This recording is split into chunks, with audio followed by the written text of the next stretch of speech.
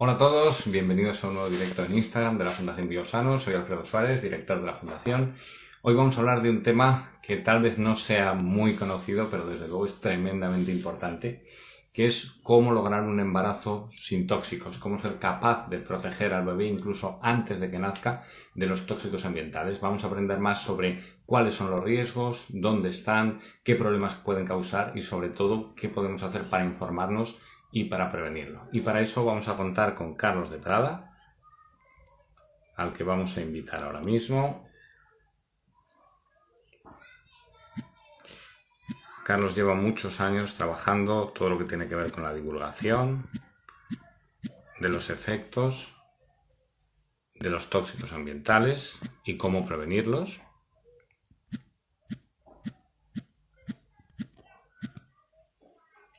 Muy bien, vamos a ver.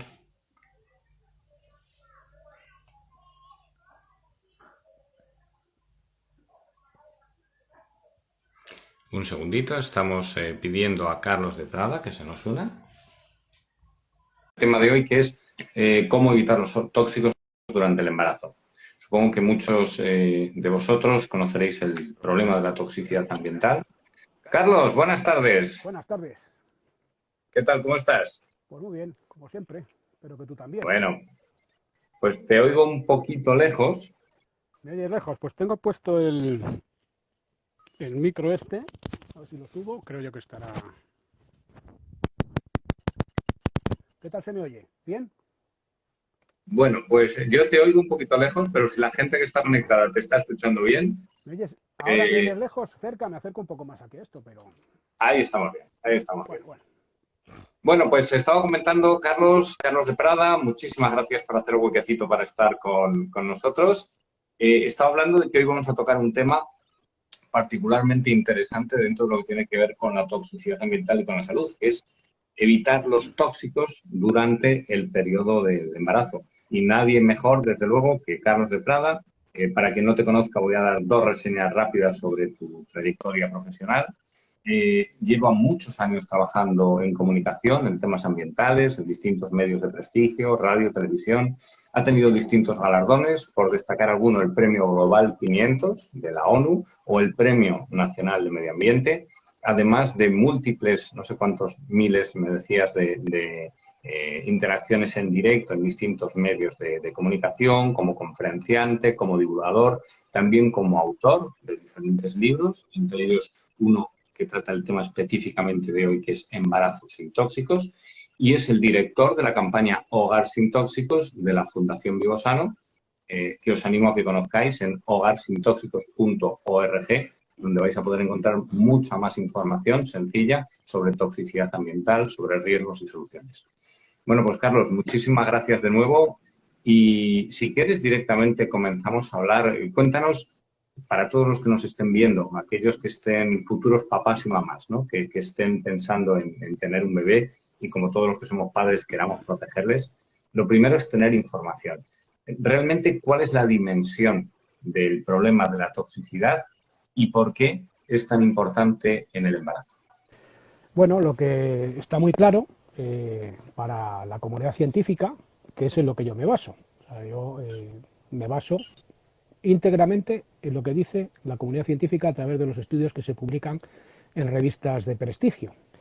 Si uno, por ejemplo, cualquiera de los que nos está viendo o que nos vayan a ver posteriormente, tiene interés en este tema, por ejemplo, este libro, Embarazos sin tóxicos, ¿no? Tiene cientos de referencias científicas, ¿no? Que son en las cuales yo me baso, ¿no? Bueno, pues lo que está muy claro para la comunidad científica de la que estamos hablando es que si hay un momento de la vida en el que es crucial reducir la exposición a una serie de sustancias tóxicas contaminantes, es el embarazo. Es decir, no es igual el momento del ciclo vital en el cual nos expongamos a un contaminante químico. El momento más sensible, más vulnerable para la exposición a contaminantes químicos es, sin duda alguna, el embarazo. Buena parte de los posibles problemas de salud que se puedan derivar de la exposición a contaminantes químicos, los científicos nos dicen que pueden haberse iniciado en el periodo embrionario o fetal, es decir, durante el embarazo. incluso con bastante frecuencia problemas de salud que se puedan manifestar incluso décadas después. Es decir, que no tenemos que pensar solo en efectos que pueda haber más o menos inmediatos en el embarazo por una exposición a un contaminante químico, o que se vayan a ver en la infancia, en la primera infancia, etcétera, sino incluso problemas que se pueden dar cuando una persona tiene 20 años, 30 años, 40, 50, 60 años, que se pueden haber iniciado, es lo que nos dicen los infinidad de estudios científicos, en el periodo fetal. Es lo que se llama el origen fetal de las enfermedades de adulto.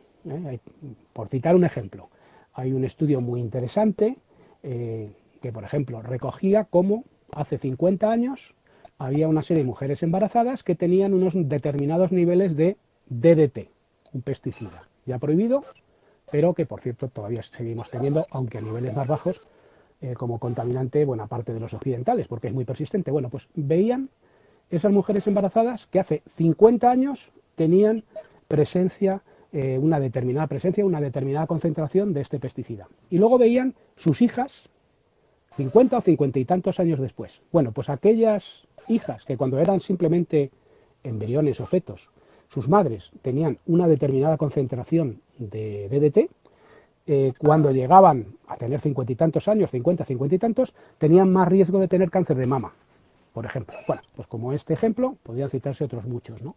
O sea, muchos problemas, o por ejemplo la infertilidad. Es decir, cuando pensamos, por ejemplo, entre la relación que infinidad de estudios científicos encuentran entre la exposición a contaminantes químicos y, por ejemplo, el que luego se tenga en los varones una peor calidad del semen, eso no hay que pensar solo que es que a lo mejor cuando esta persona tiene 20, 30 años esté exponiéndose a algo, que también puede influir, sino que muchas veces se puede haber iniciado cuando se estaban formando los testículos dentro del seno materno.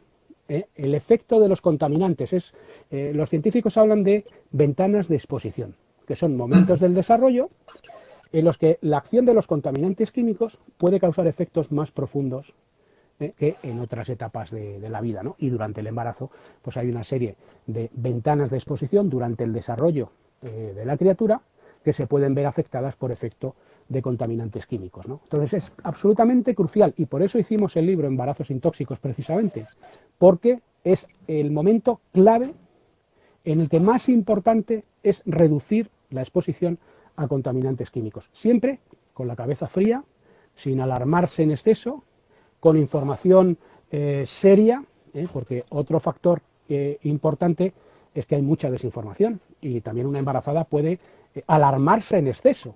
A veces exponerse a una sustancia no implica necesariamente que vaya a haber un efecto o que ese efecto vaya a ser importante. Y a lo mejor mirando por internet te encuentras con algunas cosas que es que te ponen los pelos de punta. Tampoco es así, pero tampoco es mirar para otro lado y olvidarse de que realmente lo que nos dice la ciencia es que sí puede haber efectos y que es mejor reducir la exposición a contaminantes químicos, ¿no? Porque, Carlos, como tú dices, el objetivo, lógicamente, no es crear una sensación de alarma, pero sí que hay una fuerte evidencia de que la exposición a los tóxicos durante este periodo prenatal va a afectar, como tú dices, a toda la vida del futuro bebé. Es decir, no es algo, no sé, que se haya descubierto ayer, sino que realmente hay muchos investigadores que han publicado al respecto.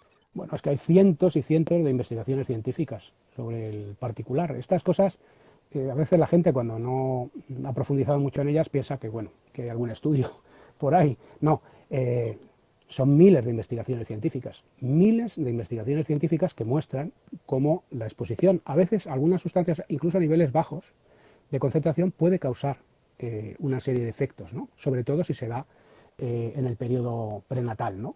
Entonces, bueno, pues lo que hay que hacer es, con la cabeza fría, templadamente, sin alarmarse en exceso, pero informarse porque es un hecho que hay miles de estudios que muestran asociaciones entre la exposición en el embarazo a una serie de sustancias, a veces a niveles bajos, y un mayor incremento, o sea, un incremento de riesgo o un mayor riesgo de que luego a lo mejor se pueda dar un determinado problema de salud, que puede ser importante o puede no serlo, ¿no? Pero bueno, que siempre es positivo reducir la exposición, ¿no? Entonces, para hacernos a la idea, realmente lo que ocurre es que si la mujer durante el embarazo se ve expuesta a algún tóxico ambiental, que eso puede ser por distintas vías, eso puede de alguna manera acabar, digamos, dentro o afectando al feto. Claro, sí, durante mucho tiempo se pensaba que había una barrera, la barrera placentaria, y que la placenta era impermeable a una serie de agentes contaminantes, pero lo que se ha visto es que no es así. Es más, lejos de que sea una barrera la placenta al paso de estos contaminantes, lo que se ha visto en muchas investigaciones es que incluso dentro de la placenta las concentraciones de una serie de contaminantes pueden ser superiores a las que se encuentra en el organismo de la madre. Es decir, que si una madre se expone a un contaminante, de alguna manera puede estar exponiendo claramente a la criatura que se gesta en su interior, ¿no? Entonces, por eso es importante, y ya no solamente cuando una mujer sabe que está embarazada, sino las mujeres en edad fértil, cuando piensen que pueden llegar a estarlo, deberían estar apercibidas, porque algunos de los momentos, las primeras semanas de embarazo, son particularmente sensibles. O sea, muchas veces sin saber que una mujer está embarazada, cuando luego se entera ya ha pasado a lo mejor algunas de esas ventanas de exposición, ¿no? Entonces, es importante, con carácter general, para la salud en general, y no solamente del embarazo, reducir la exposición a tóxicos, ¿no? Pero mujeres en edad fértil que pudieran estar embarazadas sin saberlo, pues también es especialmente relevante, y a veces es sencillo, o sea, no es un mundo reducir la exposición a contaminantes químicos, ni desde luego representa reducir la calidad de vida, sino aumentarla. Es muchas veces cuestiones como fijarse en una serie de aspectos de la alimentación, fijarse en una serie de conductas o de comportamientos o de hábitos que se tienen, por ejemplo, de uso de productos de aseo y cosmética, o de uso de productos de limpieza, o si se están usando insecticidas domésticos o no en el hogar, una serie de cosas muy básicas, algunas de ellas perfectamente prescindibles, o que se puede reducir el uso de una serie de productos y sin ningún problema, tranquilamente, como por ejemplo con el caso del mercurio, ¿no? Se sabe y las autoridades sanitarias han alertado de que una serie de especies de pescado pueden tener unos niveles determinados de mercurio y les aconsejan que las embarazadas consuman estas especies, ¿no? Pues estando informados, tomar una serie de medidas, reduce uno la exposición. A lo mejor no reduce la exposición a todas las sustancias químicas tóxicas, porque a lo mejor es imposible en una sociedad como esta, donde la química ha invadido todo, pero bueno, reduciendo una parte importante, pues estamos reduciendo también, según lo que nos muestra esa evidencia científica, las probabilidades de que a lo mejor se pueda dar alguno de estos problemas, ¿no? Perfecto, no es un enfoque de todo o nada, sino, bueno, todo lo que podamos hacer por disminuir esa carga tóxica, pues mira, esos riesgos que evitamos. Lo que llama la atención, Carlos, escuchándote y sabiendo que hay infinidad de estudios detrás, la pregunta que seguramente cualquier persona que nos esté viendo o cualquier futura embarazada o embarazada se plantee es, ¿y esto cómo puede ser? O sea, ¿cómo puede ser que no esté regulado? ¿Cómo puede ser que haya sustancias que puedan suponer un riesgo por ahí? Parece casi increíble que las autoridades sanitarias pues no nos estén protegiendo. Bueno, hombre, lo que hay que darse cuenta es que no vivimos en un mundo perfecto, ¿no? O sea, no vivimos en un mundo ideal. O sea, en un mundo ideal, pues todo estaría perfectamente controlado, ¿no? Pero el hecho es que hay cientos de miles de sustancias sintéticas que el hombre ha generado a lo largo de las últimas décadas, que no estaban presentes en la naturaleza y que, como he dicho, son cientos de miles de sustancias. Entonces, solamente pensar en que se puedan estudiar con detalle cientos de miles de sustancias, pues se da uno cuenta de la dificultad del problema, ¿no? O sea, realmente es que el nivel de producción de nuevas sustancias, y además en unos volúmenes de cientos de millones de toneladas anuales en el mundo, el ritmo de producción de sustancias y de número de sustancias es tan grande que es imposible controlarlo debidamente. De hecho, algunas estimaciones hablan de que no se ha evaluado más o menos debidamente ni un 1% de todas las sustancias que se han puesto en circulación, ¿no? Y los sistemas de evaluación del riesgo tienen graves deficiencias, ¿no? Pues, por ejemplo, un caso claro es el del llamado efecto cóctel, ¿no? Que, explicado de manera sencilla, es que las autoridades estudian el riesgo de que nos expusiéramos a una única sustancia en un momento dado de nuestra vida. Evalúan el riesgo de exponernos a una sola sustancia en ese momento, ¿no? Pero es que el hecho real, objetivo, es que en nuestro organismo, al mismo tiempo, hay infinidad de sustancias, que en una sola comida te puedes estar exponiendo a un montón de pesticidas diferentes o a un montón de otros contaminantes diferentes simultáneamente. Bueno, pues el efecto de esa conjunción, de ese cóctel de contaminantes, no se estudia oficialmente. Evalúan el riesgo de una situación que no existe en la vida real, que es exponerse a un contaminante aislado y solamente a un contaminante.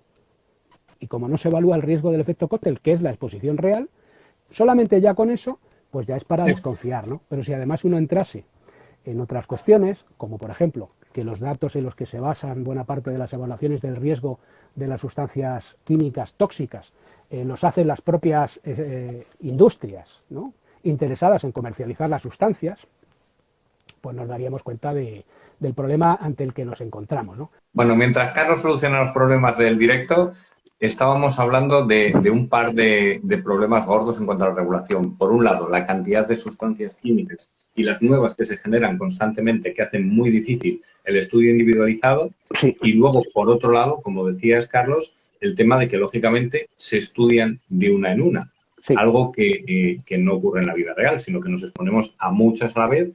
Entiendo que muchas, tal vez no debidamente estudiadas, y también ya puestos a añadir más dificultad a la ecuación, supongo que esto no se testa para bebés ni se testan embarazadas, sino que los resultados a los que se lleguen serán probablemente para población general. Muchas veces, y es una cosa que denuncian los científicos, ¿no?, lo que son los efectos en concreto sobre organismos en desarrollo, como en este caso puede ser un feto o un embrión, ¿no?, pues no se analizan. O sea, lo que se hace es extrapolar los datos que se obtienen en adultos como si esos efectos fueran igual en un niño o en un embrión o un feto en desarrollo, ¿no? Y evidentemente no es así, ¿no? Y sin embargo, como digo, muchas veces se está haciendo eso. Y hay efectos muy importantes que se pueden producir durante el embarazo que no han sido correctamente evaluados teniendo en cuenta las peculiaridades de la criatura en desarrollo y la especial vulnerabilidad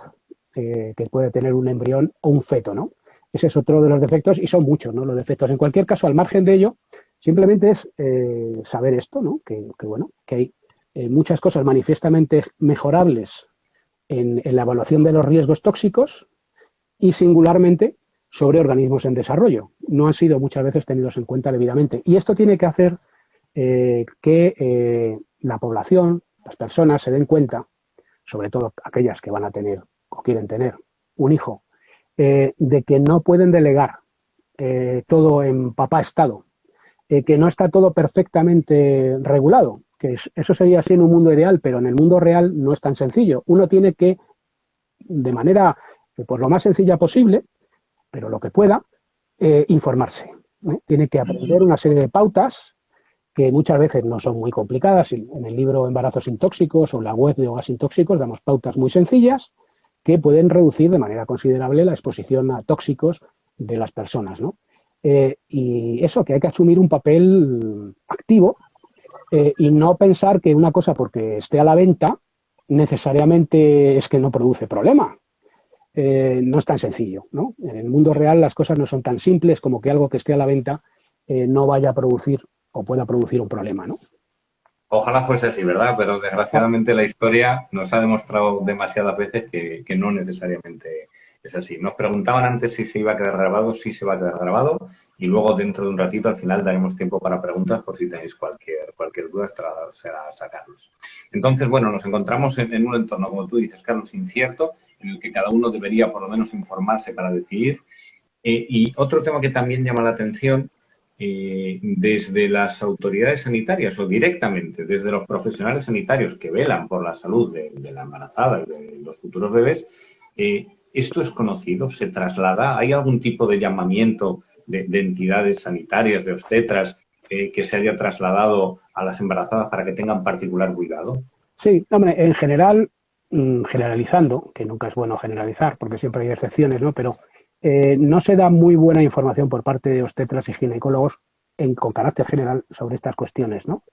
De hecho, hay incluso un estudio de Estados Unidos, ¿no?, que comentan cómo buena parte de los obstetras no informan correctamente acerca de estas cuestiones. Este estudio realizado en Estados Unidos, y al que nos referimos, y viene la referencia en el libro, ¿no?, dice que solo 1 de cada 15 obstetras y ginecólogos habían recibido formación sobre esta cuestión de los contaminantes químicos y los riesgos que podrían entrañar en el embarazo, ¿no? Que, por ejemplo, un 50% de ellos rara vez hace una historia ambiental, es decir, ver a ver si ha habido alguna exposición o puede haber alguna exposición, por ejemplo, a sustancias tóxicas, etcétera, en el embarazo, ¿no? Pues solamente un 50% rara vez había hecho una de estas historias ambientales, ¿no? Y que menos de un 20% informaban rutinariamente sobre exposiciones ambientales comunes, ¿no? Es decir, y además a saber con qué detalle, ¿no? Pues bueno, esto es un hecho, ¿no? En concreto, por ejemplo, hay otro estudio realizado en Francia. Es un estudio que se ha hecho sobre el tema de los cosméticos y los productos de aseo a los cuales pueden exponer las embarazadas. Y este estudio decía que solo un 16% de las mujeres habían sido aconsejadas sobre el riesgo que podían entrañar algunos productos de aseo y un 6% en el caso de productos de maquillaje, a pesar de que un 65% de esas mujeres habrían querido recibir información. O sea, hay una poca información por parte de muchos obstetras y ginecólogos, aunque hay, por ejemplo, el Real Colegio de Obstetras y Ginecólogos del Reino Unido publicó una guía sobre cómo evitar la exposición a una serie de productos de uso común. Hablaban temas de alimentación, temas de enlatados, envases de plástico, productos de aseo e higiene personal, etcétera, etcétera, ¿no? O sea, hay excepciones, como por ejemplo este colegio de obstetras y ginecólogos del Reino Unido, que sí que han hecho declaraciones importantes, incluso publicado una guía, o el Colegio Americano de Obstetricia y Ginecología también.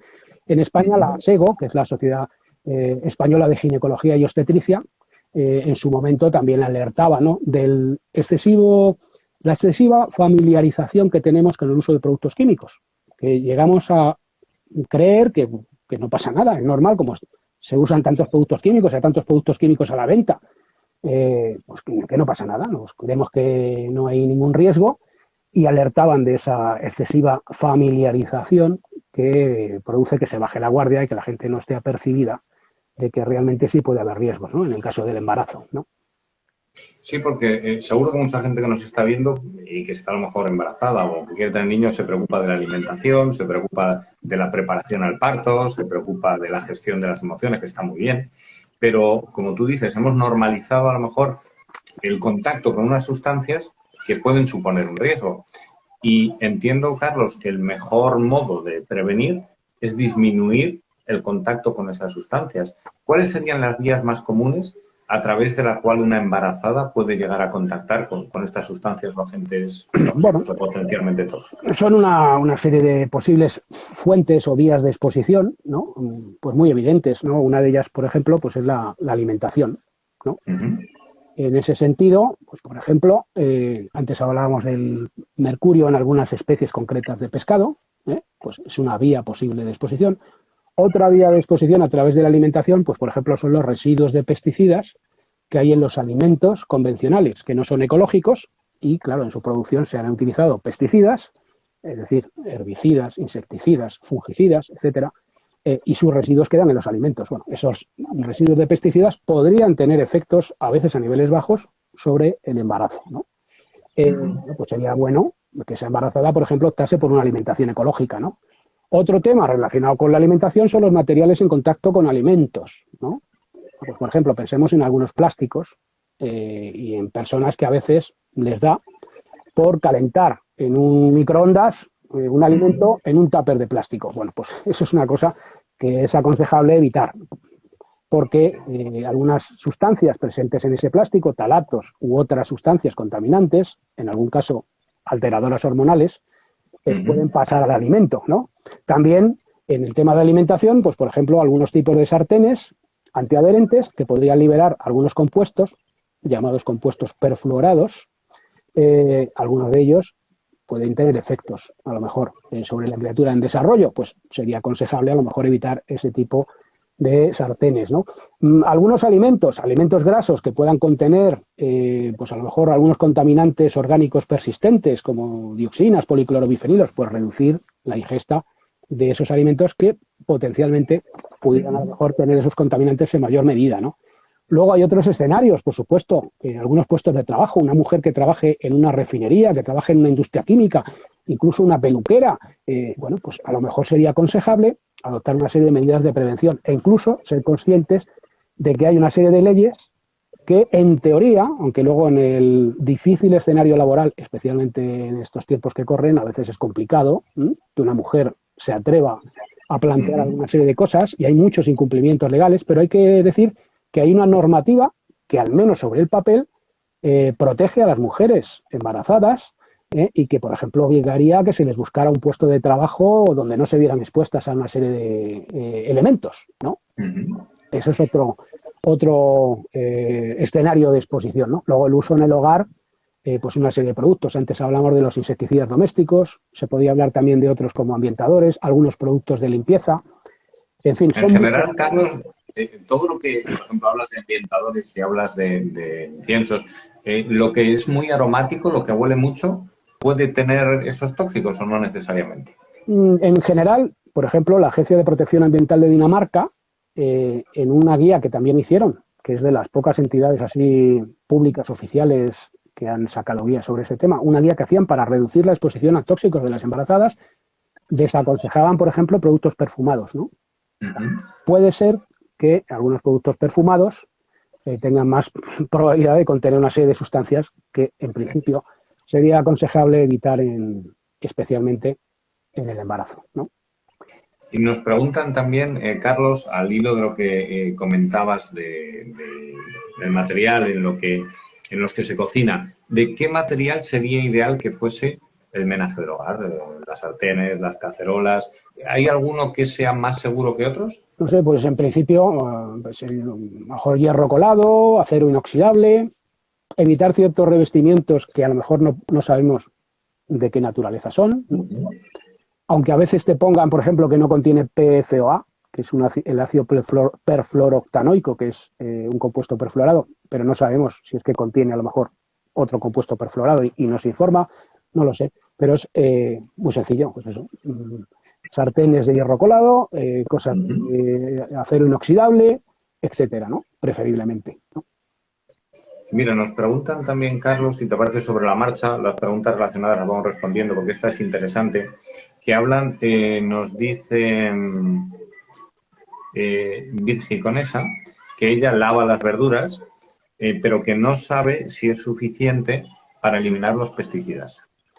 Pues es suficiente para eliminar una parte, es decir, aquellos pesticidas que se quedan solo en la superficie, ¿no? El problema es que hay otros pesticidas que no se quedan en la superficie, que son, por ejemplo, los llamados pesticidas sistémicos, que fundamentalmente son fungicidas e insecticidas, que están diseñados para penetrar en el interior de la planta. Pesticidas de este tipo, cuando se aplican externamente, pueden calar algo en el interior de la planta, pero es que además resulta que hay otra cosa, y es que muchas veces hay semillas, o sea, las semillas que se utilizan muchas veces por parte de los agricultores actuales no ecológicos, vienen ya tratadas, revestidas en su exterior, con una cubierta de pesticidas, fungicidas e insecticidas. De tal manera que cuando esta semilla germina en la tierra, absorbe los pesticidas en el interior y se reparten por todo el interior de la planta. O sea, todo el interior de la planta se disemina por su interior con estos pesticidas sistémicos, con lo cual esos pesticidas sistémicos no se pueden eliminar con un lavado. Y luego, también se habla a veces de pelar la fruta, pero es que hay que tener presente también que en la piel de la fruta suele haber una mayor concentración de una serie de elementos positivos que precisamente son los que hacen recomendable o más recomendable comer la fruta. Con lo cual, la mejor opción que puede haber para verdaderamente evitar o reducir en la medida de lo posible la exposición a pesticidas a través de frutas y verduras es optar por frutas y verduras ecológicas, porque en su producción no se han utilizado estos pesticidas sintéticos y consiguientemente pues no los contienen o rara vez alguna pequeña porción que puede llegar a lo mejor de otro cultivo no ecológico cercano, en fin, es evidente, ¿no? Y además así lo muestra la evidencia científica. Estudios que se han realizado, que comiendo ecológicos se reducen los niveles de exposición a residuos de pesticidas, ¿no? Y es lo mejor que se puede hacer, más que lavar la fruta y la verdura, aunque siempre está bien lavar la fruta y la verdura. Entendido. También nos decía, nos matiza Virgi, que yo no lo había entendido bien, que hay veces que sí que recomiendan utilizar químicos pues para poder acabar con determinados microorganismos, por ejemplo, con parásitos, con otros agentes. El hecho de que se someta la verdura a lavado con químicos, eso de alguna manera también podría tal vez suponer un riesgo adicional. No lo sé, no sé qué productos químicos se pueden utilizar, ese tema no lo he analizado, no sé qué productos químicos se pueden utilizar para lavar la fruta y la verdura y eliminar microorganismos, pero claro, esos productos que se emplean, si quedan ahí, persisten residuos, en función de la naturaleza que esos productos químicos puedan tener, pues no sé si será muy aconsejable ingerirlos. O sea, si se utilizara eso, pues habría que lavar luego también muy bien y aclarar muy bien. Yo, de hecho, no uso ese tipo de cuestiones, yo lavo simplemente con agua y a veces se recomienda, por ejemplo, aunque digo que no es el consejo principal que yo daría, para eliminar pesticidas, también agua con bicarbonato, ¿no? Pero no sé, yo esos productos químicos que se emplean, si al final queda algún residuo de esos productos químicos, pues no sé yo el efecto que eso podrá o no tener, ¿no? Para eliminar entonces químicos en la alimentación, ¿no? Que es una de las principales vías de entrada, fruta y verdura ecológica, cuidado con los recipientes en los que cocinamos, no calentar el plástico. Nos has hablado también de cuidado con las sustancias que puedan oler mucho, ¿no? Esos perfumes, etcétera. ¿Qué más? ¿Qué otras vías de exposición hay y medidas sencillas que se puedan tomar? Aunque en hogarsintóxicos.org, como hemos dicho antes, hay muchas más cosas para el que lo quiera visitar. De hecho, el libro de Hogar Sin Tóxicos está en descarga gratuita, me parece. Sí. Sí, se puede descargar gratuitamente el libro Hogar Sin Tóxicos, que da indicaciones, pero claro, la información más completa al respecto, desde luego en el tema del embarazo, es el libro Embarazo sin tóxicos, que tiene 270 páginas y tiene cientos de referencias de estudios científicos, porque nada de lo que se dice en el libro es una opinión, es lo que dice la Organización Mundial de Salud, lo que dice un estudio de la Universidad de Harvard o lo que dice tal centro de investigación o la Sociedad Endocrina, o etcétera, etcétera, ¿no? Pero vamos, hablando de más cosas, pues por ejemplo también tener cautela con algunos productos, por ejemplo quita esmaltes. Eso es una cosa que incluso algunos colegios de obstetras y ginecólogos, como el británico, ¿no? Aconsejan mucho cuidado, por ejemplo con tintes de pelo, esmaltes y quita esmaltes, como hemos comentado. También algunos productos que se aplican sobre la piel, habría que tener, recomiendan, ¿no? Reducir el uso de una serie de cremas y productos que se aplican sobre la piel, de cosmética, etcétera, durante el embarazo.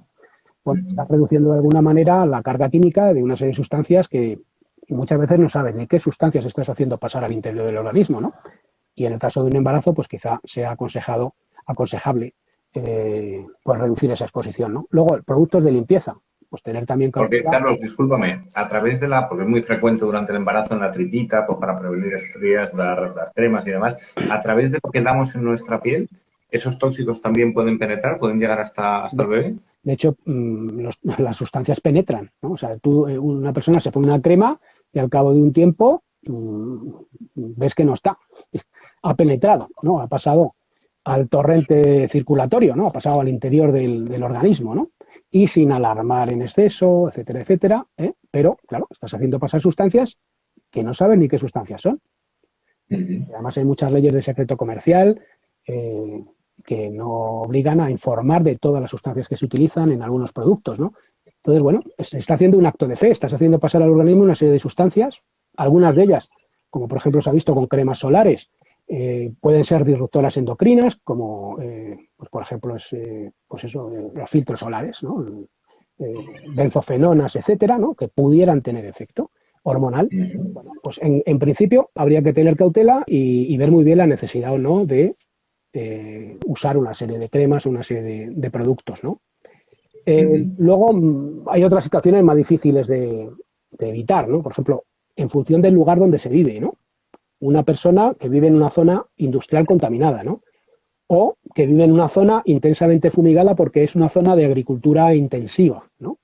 Bueno, pues tener cautela también con el agua del grifo, porque en algunas zonas a lo mejor puede tener presencia de una serie de contaminantes, a lo mejor instalar un filtro o ver de qué manera abastecerse de un agua que no contenga una serie de contaminantes, ¿no? En fin, son pues muchas las posibles medidas que se pueden adoptar para reducir la exposición a contaminantes. Plantearse si es necesario utilizar ambientadores, por ejemplo, en el hogar, porque si uno consulta los informes que, por ejemplo, ha sacado hace años la Organización de Consumidores y Usuarios, ¿no? Pues ves que en algunos de estos ambientadores, pues a lo mejor puede haber sustancias que no sean muy aconsejables, ¿no? Y a lo mejor en el embarazo de manera singular, ¿no? En fin, son muchas cosas de sentido común, ¿no? Y que no suponen algo que vaya a ser más caro ni especialmente difícil de acometer para reducir la exposición a tóxicos, ¿no? Mira, nos preguntan, por ejemplo, también desde Seres Plásticos si tenemos que tener cuidado con las pinturas en casa. Si nos ponemos a pintar una habitación, que es muy frecuente, cuando vas a tener un niño, pues preparas antes y pintas un poquito la pared, que yo me tiré mi tiempo ahí haciendo mis dibujitos. ¿Hay que tener cuidado con que la embarazada esté en ese entorno? Claro, sí, ¿no? Porque además darse cuenta de que cuando se usan pinturas, las pinturas llevan disolventes y cuando se van secando van liberando compuestos orgánicos volátiles, ¿no? Compuestos orgánicos volátiles que muchas veces son preocupantes en muchas de estas sustancias, ¿no? De hecho, si uno mira muchas veces en algunas etiquetas de pinturas, te hablan de ventilar bien, ¿no? Etcétera. Incluso en alguna ocasión he visto que se desaconsejaba específicamente la presencia de embarazadas, ¿no? Hay que tener cuidado con esas situaciones porque se puede dar una concentración dentro de un espacio cerrado pues más alta de lo normal de una serie de sustancias que es preferible evitar, tanto por embarazadas como por personas no embarazadas, pero en el caso de una embarazada con mucha más razón, ¿no? Entendido. Mira, justo nos está diciendo que realmente no es algo que afecte solo durante el embarazo. O sea, lo que estamos hablando ahora, la exposición a tóxicos, potencialmente puede perjudicar a cualquier persona. Lo único que, como tú decías al principio, el momento del embarazo es particularmente delicado. Claro. Sí, en realidad cualquier persona que, por ejemplo, mirara el libro de embarazos sin tóxicos, si siguiera los consejos que se siguen para una embarazada, es que eso beneficiaría a cualquier persona. A un niño, a un anciano, a un hombre de 20, de 30, a toda la población. Lo que pasa es que en el caso de las embarazadas es aún mucho más claramente, ¿no? Pero en realidad son consejos generales que pueden beneficiar a cualquiera. Y pueden beneficiar a una mujer no solamente en el caso del embarazo, sino a lo mejor en reducir el riesgo de un cáncer de mama, o en reducir el riesgo de algún otro problema, o de una enfermedad autoinmune, o de cualquier otro problema que la ciencia ha asociado con mayor o menor carga de evidencia a un mayor riesgo de desarrollar problemas de salud por exposición a contaminantes químicos, ¿no? O sea, en realidad son consejos que pueden beneficiar a cualquiera con carácter general, ¿no? Sí. Efectivamente, o sea, todo lo que estamos diciendo, las mismas vías que hablamos para la embarazada, es decir, lo que se come, lo que se bebe, la piel, aromas, etcétera, eso es válido para todo el mundo. Claro, sí.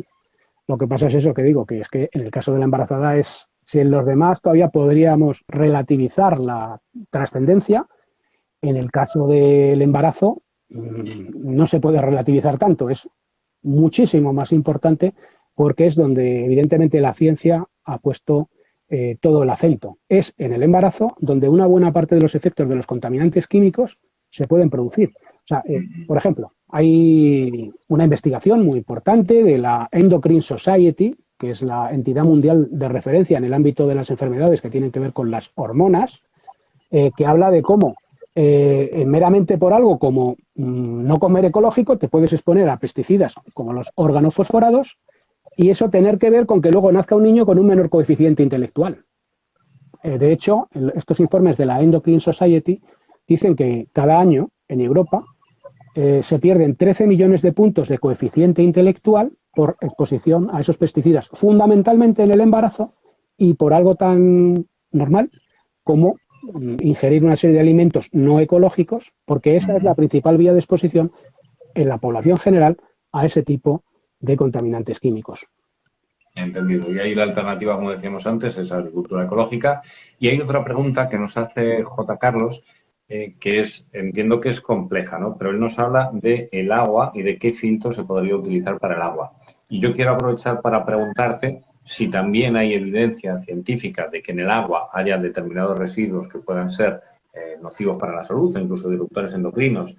Y preguntarte, igual que hemos hecho antes, hemos hablado del plástico, si, por ejemplo, el agua embotellada en plástico puede o no tener riesgo y qué opción sería preferible. Bueno, en cuanto a si puede haber contaminantes en el agua, pues evidentemente, ¿no? Porque, claro, vivimos en una sociedad que se dedica a contaminar las aguas y luego a depurarlas, ¿no? Uno mira cualquier pueblo, cualquier ciudad y fíjate todo lo que va por los fregaderos, por los retretes, detergentes, las lavadoras. O sea, la cantidad de sustancias químicas que se vierten a las aguas es tremenda. Luego eso, pues va más o menos diluyéndose un poco, se depura, pero los sistemas de depuración, bueno, también van incluso fármacos. Sobre eso hay estudios muy interesantes realizados por el Consejo Superior de Investigaciones Científicas en Cataluña y los han estudiado en distintos ríos españoles, ¿no? Los sistemas de depuración no pueden depurar, filtrar todos esos contaminantes químicos completamente y muchos permanecen, ¿no? Y luego además los propios sistemas, a ver, sin alarmar excesivamente, pero es evidente que no se pueden depurar perfectamente, ¿no?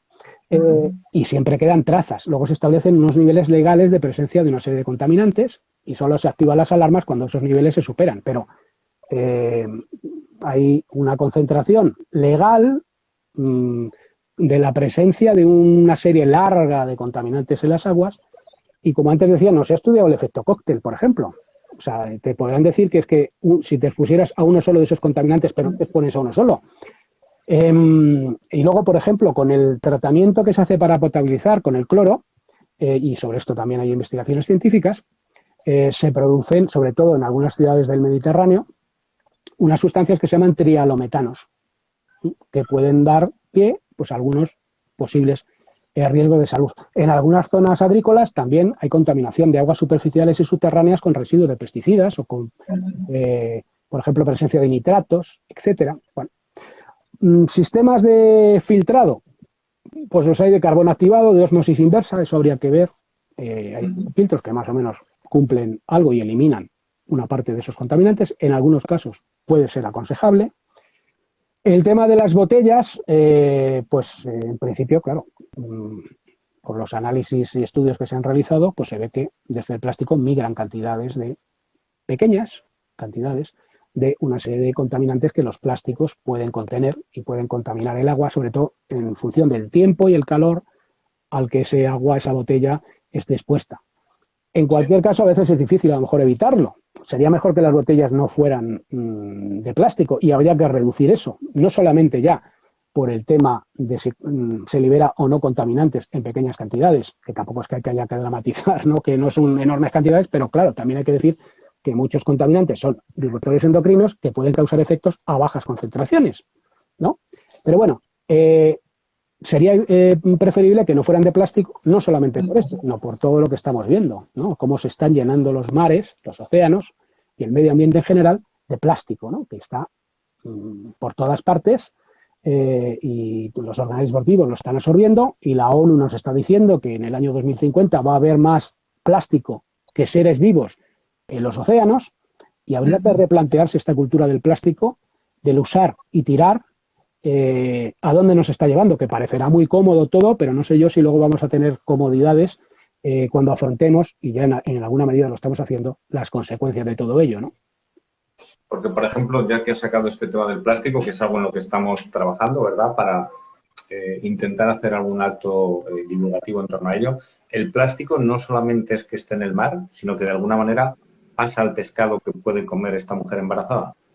Sí, no es un aspecto que se haya estudiado mucho, pero bueno, hay estudios y hay incluso centros de investigación aquí en España, en las Palmas de Gran Canaria, en Baleares, el Instituto Español de Oceanografía, que están viendo cómo una buena parte de estos peces del Mediterráneo, del Atlántico, etcétera, pues claro, van ingiriendo trocitos de plástico, microplásticos, nanoplásticos, etcétera, y esos contaminantes que tienen los plásticos, esas sustancias tóxicas, pueden pasar al pez y luego, claro, pasan por la cadena alimentaria y nosotros estamos en la cadena alimentaria. ¿Cómo eso y hasta qué punto se suma eso a otras fuentes de contaminación química que podemos tener?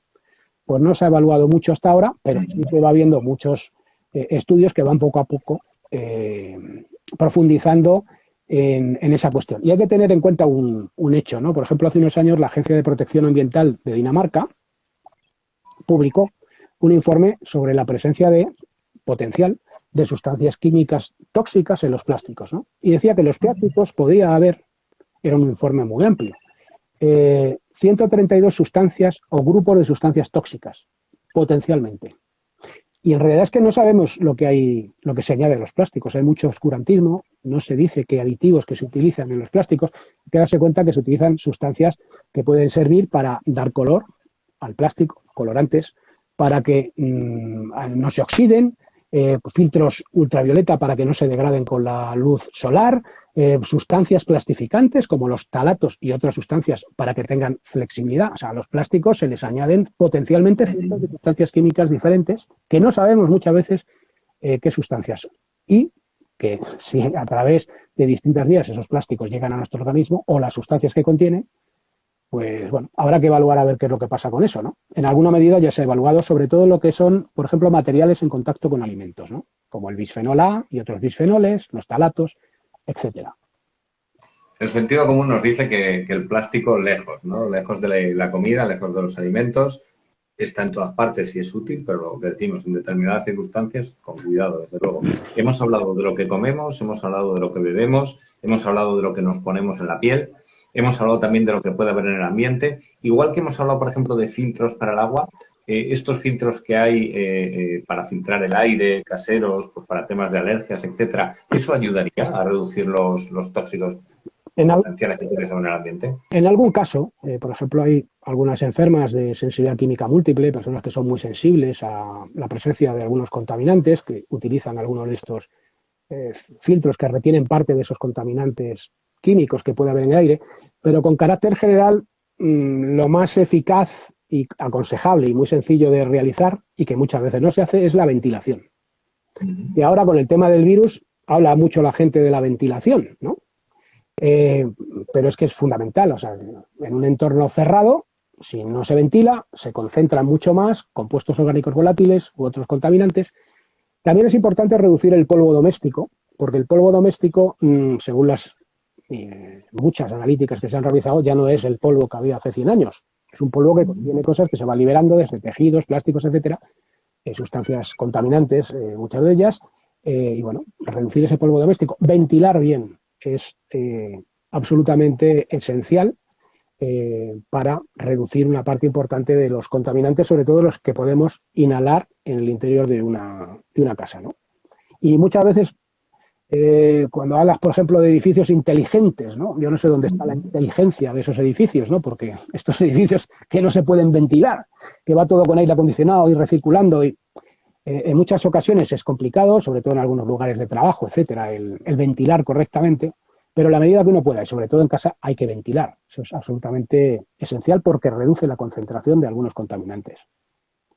Pues hemos hablado de unas cuantas medidas sencillas de sentido común, algunos un poquito más difíciles con algo de coste, pero la mayoría, como tú dices, es información y a partir de ahí, pues no es complejo, no es caro, lo podemos hacer todo con nuestra salud, pero particularmente las embarazadas. Si tuvieses que dar algún consejo a la gente que nos está viendo ahora, que está embarazada, que plantean en un futuro una pareja tener un niño, ¿qué le recomendarías? Un poco para resumir lo que hemos hablado y por darles un hilo del que empezar a tirar. Hombre, lo primero que se informen, ¿no? Por ejemplo, aunque está mal decirlo, pero a través de... No está mal decirlo, está bien decirlo, Carlos, porque hay mucha información abierta, muy útil en hogarsintóxicos.org. Y en el libro Embarazos sin tóxicos, ¿no? Efectivamente. Y lo primero es informarse. No es muy complicado. Es tener unas básicas ideas de higiene química. Es decir, hemos incorporado, desde que Pasteur descubriera, allí en el siglo XIX, el papel de los microorganismos en algunas enfermedades, pues todo el mundo, sin tener que saber nada de microbiología, pues adopta una serie de medidas de higiene, se lava las manos, etcétera, etcétera, y tienes a raya los microorganismos. Bueno, pues esto es tan sencillo como saber que hay otros agentes patógenos que no son seres vivos, sino que son sustancias químicas, y que también puede haber unas sencillas medidas de higiene, que no hay que saber de química, que no hay que ser un doctor en endocrinología ni ninguna otra disciplina, ni en toxicología, y reducir la carga química, que en alguna parte puede ser tóxica, en nuestras vidas. Y es muy sencillo, ¿no? Alimentación ecológica, tener cuidado con los productos de limpieza que se utilizan, analizar bien si es necesario utilizar tantos en esa cantidad, o si hay incluso productos de limpieza alternativos que se pueden utilizar, o incluso productos que utilizaban nuestras abuelas, como el limón, el vinagre, el bicarbonato. Analizar si de verdad es necesario utilizar insecticidas en casa, sobre todo cuando se está embarazada, o si hay otras medidas, o si realmente es que a lo mejor no haya ni que utilizarlos, si es que lo único que hemos visto a lo mejor es una hormiga. Y si para que no entren los mosquitos, pues a lo mejor pones una malla mosquitera en una ventana. Hay otros sistemas, hay otras vías para solucionar una serie de problemas. A veces es que ni siquiera son problemas, porque son usos innecesarios muchas veces. Muy sencillo, no hay que saber gran cosa, pero es importante tenerlo en cuenta porque aunque actualmente si uno pone la televisión pues puede ver el Sálvame limón, el Sálvame naranja, el Sálvame tomate, el Sálvame no sé si melón acabarán haciendo, no se habla mucho. O el España-Croacia, Carlos, el España-Croacia también. El España-Croacia en estos mismos momentos. De estas cosas no se habla, pero que no se hable entre el público general lo suficiente o que las autoridades no lo hayan asimilado debidamente, en parte porque hay grandes intereses industriales, no quiere decir que la comunidad científica no lo tenga muy claro y que no haya decenas de miles de investigaciones sobre este tema. O sea, hay decenas de miles de investigaciones sobre esta cuestión y es un tema muy serio. Y, bueno, con templanza, sin alarmarse en exceso, pero saber que es un problema real, que hay que saber un poco de él y adoptar una serie de medidas que muchas veces son muy simples de adoptar. Pues Carlos de Prada, responsable de hogarsintóxicos.org, muchas gracias por compartir lo que llevas tantos años estudiando, analizando, publicando, divulgando. Poca gente habrá en España que haya dedicado tanto tiempo y que tenga tanta información como la que tú manejas. Gracias por eso y gracias por proporcionar al menos una puerta de entrada para aquellas personas que nos estén viendo, que nos vayan a ver luego en YouTube, que vamos a dejar también el vídeo, aquí en Instagram también, y que de alguna manera si quieren saber más, pues que empiecen a tirar del hilo, ¿no? Y como tú dices, que se hagan responsables de su salud.